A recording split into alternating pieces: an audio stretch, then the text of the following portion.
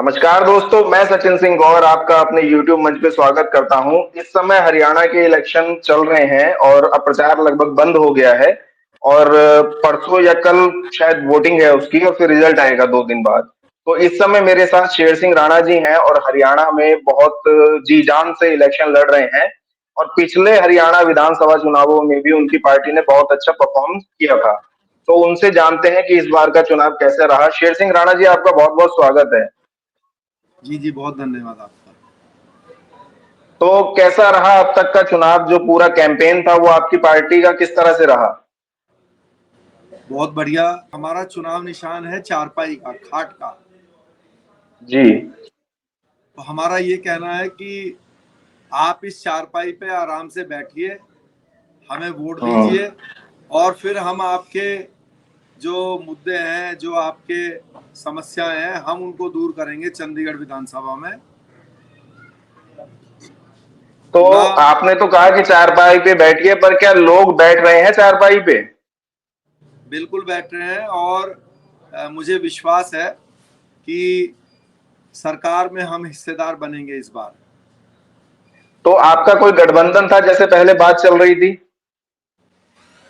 गठबंधन हमारा इनेलो से था, लेकिन सीटों का तालमेल ना होने के कारण वो गठबंधन के बिना ही हम चुनाव लड़ रहे हैं।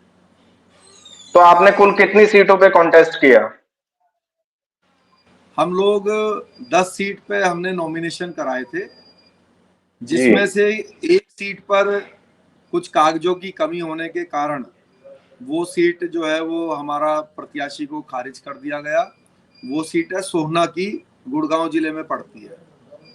हम्म। और हमारे जो 3 प्रत्याशी हैं जिनको हमने निष्कासित भी कर दिया है, उन्होंने किसी छोटे मोटे लालच के कारण जो है वो बीजेपी प्रत्याशियों को समर्थन कर दिया है, जिनमें कालका का प्रत्याशी है हमारा, एक बुवानी खेड़ा का प्रत्याशी है और एक तोशाम का प्रत्याशी है।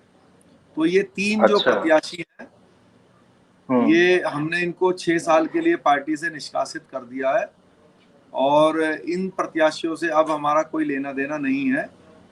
लेकिन यहाँ पे जो मतदाता हैं, खासकर भुवानी खेड़ा के जो मतदाता हैं, हमारे भाई बहन माताएं, उनसे मैं निवेदन करूंगा कि आप अपनी पार्टी को ही वोट दीजिएगा चारपाई के निशान पे, क्योंकि उस प्रत्याशी ने भले ही कहीं भी समर्थन दिया हो, पहले भी आप अपनी पार्टी को ही वोट दे रहे थे और प्रत्याशी से हमारा कोई पहले भी लेना देना नहीं था।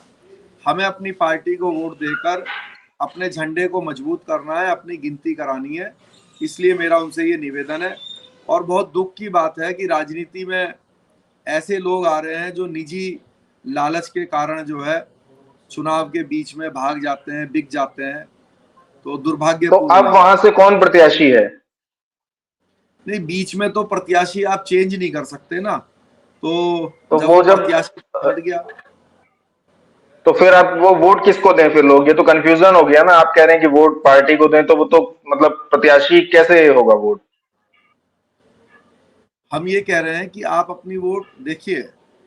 जो कांग्रेस को वोट देता है, जो बीजेपी को वोट देता है, या जो बहुजन समाज पार्टी को वोट देता है, एक कहावत है उत्तर प्रदेश के अंदर कि मायावती जी, बहन जी, अगर किसी कुत्ते के भी गले में पट्टा बांध दे तो भी जो उसका कोर वोटर है वो उसको वोट देता है। वो ये नहीं देखता कि हम्म। प्रत्याशी कौन है। तो भवानी खेड़ा की जनता से मैं ये अपील करूंगा कि आप प्रत्याशी को मत देखिए, आप अपने चुनाव चिन्ह चारपाई को देखिए, अपने झंडे को मजबूत कीजिए, क्योंकि आपकी जो दी हुई वोट है वो आपके पार्टी और झंडे के ऊपर गिनी जाएगी। कल को अगर हम लेकिन मान निष्कासित लीजिए लड़ेंगे, राष्ट्रीय जनलोक पार्टी ही जीत गई, तो किसकी जीत मानी जाएगी? प्रत्याशी कौन होगा? विधायक कौन होगा?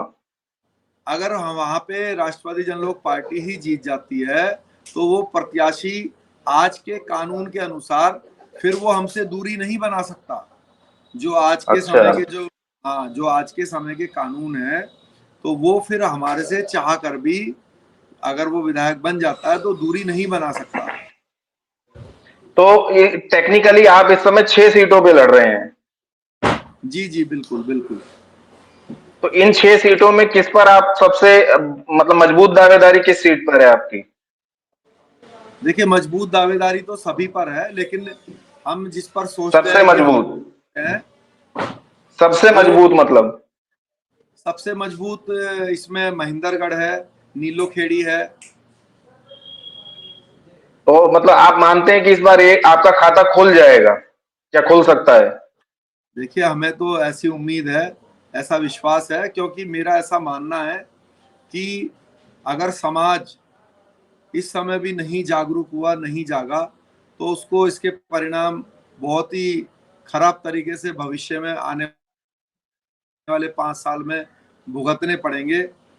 मेरा ये मानना है और समाज से अपील है कि जो समाज सही समय पर सही हथियार चलाना नहीं सीखता, तो वो समाज जो है वो बर्बाद हो जाता है। हम पे आरोप लगता है, तो अगर मैं अपने कोर वोटर की बात करूं, क्षत्रिय समाज की, जो कि हमारे पार्टी का कोर वोटर है और 36 बिरादरी हमारे साथ है, तो एक आरोप लगता है कि जो बाबर है, जब वो यहाँ पे युद्ध करने के लिए आया, भारत के अंदर कब्जा करने के लिए आया, तो राणा सांगा जो है, जो कि महान योद्धा थे, अपनी 20,000 की सेना लेकर उनसे युद्ध करने के लिए गए खानवा के युद्ध में। और बाबर के साथ जो है वो 5,000 सैनिक थे, और राणा सांगा के साथ जो है वो 20,000 सैनिक थे। लेकिन फिर भी राणा सांगा जो है वो 20 मिनट के अंदर, आधे घंटे के अंदर युद्ध हार गए। तो इस बात को जब आप सीधे सीधे ऐसे बताएंगे तो बड़ी शर्म लगेगी, और अपने पूर्वजों के ऊपर बड़ा गुस्सा भी आएगा, दुख भी होगा कि 20,000 होने के बाद भी आप 5,000 से युद्ध हार गए, राजपूत जो है मुगलों से हार गए। तो ये आरोप हम पे लगते हैं, लेकिन इस पर जब आप विचार करोगे तो क्या विचार है कि 20,000 राजपूत तलवार लेकर खड़े थे, और सामने 5,000 जो मुगल हैं, जो पठान हैं, वो खड़े थे, तो तोप लेके? तोप लेकर। तो उन्होंने दूर से ही जो है, पहली बार तोप वो लेकर आए थे, इन लोगों ने तोप देखी नहीं थी राजपूतों ने, उन्होंने दूर से ही गोले दागे, और उससे जो है वो सब घायल हो गए, राजपूत घायल हो गए, कुछ शहीद हो गए, युद्ध जो है वो हार गए। तो हम्म। राजपूतों को मुगलों ने नहीं हराया, या राणा सांगा जी को बाबर ने नहीं हराया। अगर दो दो हाथ होते तो मुझे विश्वास है राणा सांगा जी बाबर को उठा के पटक देते, उसको सही बस सिखा देते।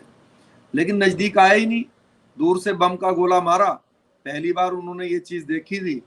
तो राजपूत को मुगल ने नहीं हराया, राजपूत की जो तलवार थी उसको तोप ने हराया उनकी, और उस मतलब तोप के नई तकनीक ने पुरानी तकनीक को हराया, आप ये कहना चाह रहे हैं?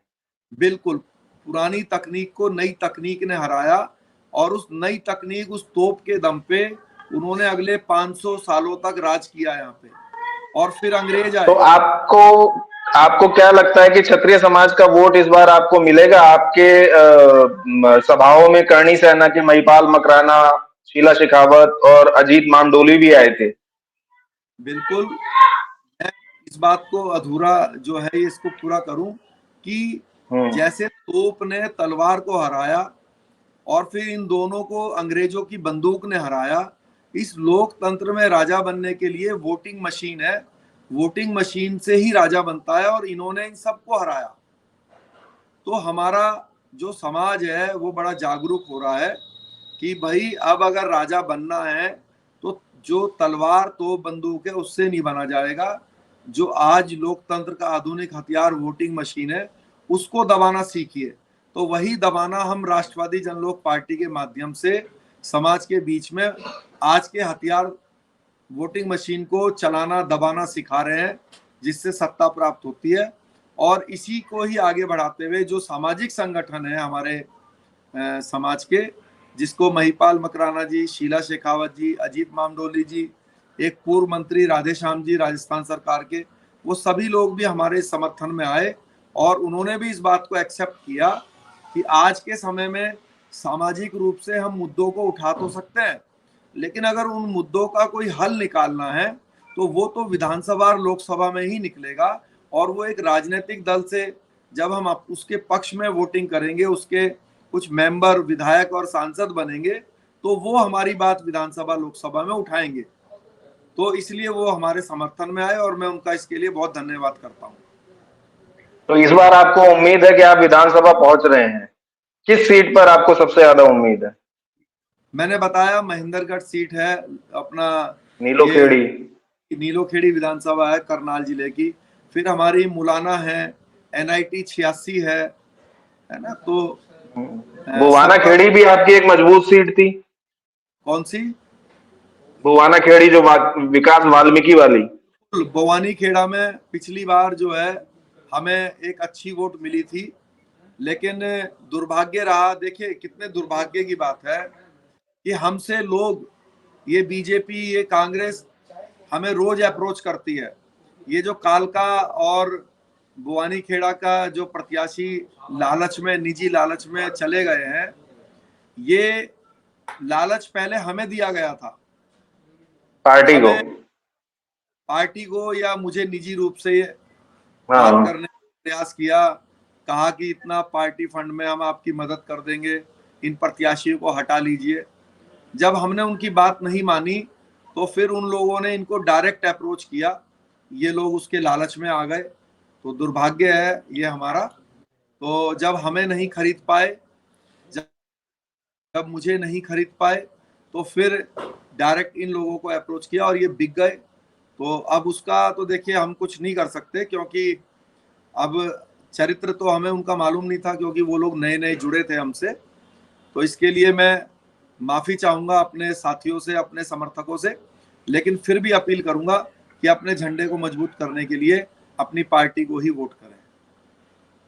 चलिए, तो बहुत बहुत धन्यवाद, इतने बिजी शेड्यूल में आपने टाइम दिया, और देखते हैं अब रिजल्ट क्या आता है। और इसके बाद मैं उम्मीद करता हूं कि आप 5 साल आगे भी हरियाणा के लिए लगातार काम करेंगे। बहुत बहुत जी धन्यवाद। बहुत धन्यवाद।